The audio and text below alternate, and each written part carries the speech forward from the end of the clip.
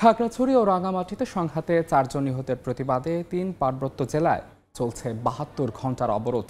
এই অবস্থায় খাগড়াছড়ি ও রাঙামাটি পরিদর্শনে যাচ্ছেন স্বরাষ্ট্র উপদেষ্টার নেতৃত্বে সরকারের উচ্চ পর্যায়ের প্রতিনিধি দল। বিস্তারিত জানাতে রাঙামাটি রিজিয়নের সামনে আছেন রিপোর্টার পার্থপ্রতিম বিশ্বাস। সরাসরি যাচ্ছি তার কাছে। পার্থ, কিছুক্ষণের মধ্যেই আসলে স্বরাষ্ট্র উপদেষ্টার নেতৃত্বে সরকারি উচ্চ পর্যায়ের একটি প্রতিনিধি দল আমরা এখন যেখানে আছি এখানে আসবেন।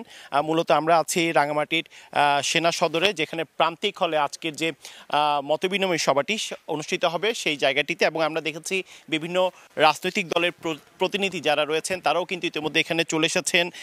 এছাড়া রাজনৈতিক নেতৃবৃন্দ যারা রয়েছেন তারাও দেখেছি আমরা এখানে এসেছেন, এবং আইনশৃঙ্খলা রক্ষাকারী বাহিনীর যারা ঊর্ধ্বতন কর্তৃপক্ষ রয়েছে সবাই কিন্তু এই মুহূর্তে আমরা দেখেছি সেনাবাহিনীর সেনা সদরের যে প্রান্তিক হল সেই প্রান্তিক হলে কিন্তু এসে উপস্থিত হয়েছেন। এবং আপনারা দেখতে পাচ্ছেন আমাদের ক্যামেরায় এখানেই কিন্তু মূলত যে মতবিনিময় সভাটি এটা কিন্তু অনুষ্ঠিত হবে, এবং বিভিন্ন পর্যায়ের যারা প্রতিনিধি দলের সদস্যরা রয়েছেন তারা কিন্তু এখানে আসবেন। এবং প্রতিনিধি দলের নেতৃত্ব দিচ্ছেন স্বরাষ্ট্র উপদেষ্টা লেফটেন্যান্ট জেনারেল অবসরপ্রাপ্ত মোহাম্মদ জাহাঙ্গীর আলম, এবং প্রতিনিধি দলে থাকবেন পার্বত্য চট্টগ্রাম বিষয়ক উপদেষ্টা সুপ্রদীপ চাকমা, স্থানীয় সরকার উপদেষ্টা হাসান আরিফ সহ আসলে সরকারের উচ্চ পর্যায়ের প্রতিনিধি দল। মূলত খাগড়াছড়িতে পাহাড়ি ও বাঙালির সংঘর্ষের প্রভাবে উত্তপ্ত হয়েছে রাঙামাটিতেও, এবং তারই ফলশ্রুতিতে কিন্তু 144 ধারা কিন্তু এখনও জারি রয়েছে।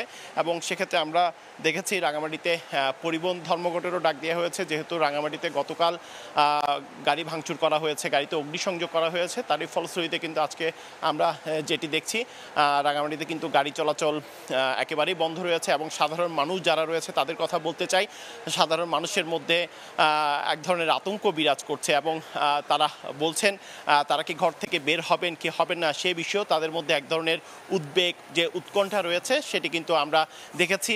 এবং রাঙামাটিতে বিশেষ করে যারা চলাফেরা করছেন তাদের মধ্যে আমরা দেখেছি মূলত মোটরসাইকেল নিয়ে যারা দরকারি কাজে বের হচ্ছেন তারাই কিন্তু ঘর থেকে বের হচ্ছেন। তবে বলা যায় আজকে যে সভাটি এখানে অনুষ্ঠিত হবে সেই সভা থেকে স্বরাষ্ট্র উপদেষ্টা এখানে আসবেন, এবং এরপরেই এখানের পরিস্থিতি পরিবর্তন আসবে। এই আসলে এই প্রস্তুতি পরিদর্শনের শেষে এখানকার থেকে একটি ভালো ফলাফল আসবে প্রত্যাশায় কিন্তু করছেন রাঙামাটির সাধারণ মানুষজন। তো এই ছিল আমার কাছে এখনো পর্যন্ত রাঙামাটি থেকে এখানকার সর্বশেষ খবর। পার্বত্য অঞ্চলের অস্থিরতার খবর জানতে সরাসরি যুক্ত ছিলাম রাঙামাটিতে।